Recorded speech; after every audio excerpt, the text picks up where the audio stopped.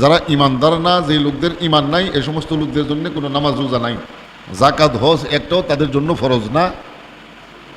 তাদের জন্য ফরজ হলেও শুধু ইমানদার হওয়া, মুমিন হওয়া।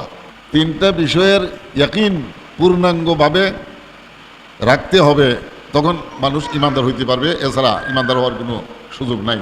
আর এই কথাগুলো আল্লাহ রসুল পাক মরে গেছেন, মরে মাটির সাথে মিশে গিয়েছেন, এই কথাগুলো ওই আলেম ওলামারাই কয়, কোনো ইংরেজি শিক্ষিত মানুষ এই কথাগুলো কয় না। যে সমস্ত লোকেরা মসজিদের মধ্যে এসে ইমামতের মুসল্লার মধ্যে দাঁড়ায়, ইমামতের মুসল্লার মধ্যে আলেম ছাড়া কেউ দাঁড়াতে পারে কি কোন? যে লোক আলেম না, সে ইমামতের মুসল্লায় দাঁড়াতে পারবে? তাহলে ইমামতের মুসল্লার মধ্যে যে দাঁড়ায় সে কয় আল্লাহ রসুল মরে গেছে, নাউজুবিল্লাহ পড়েন।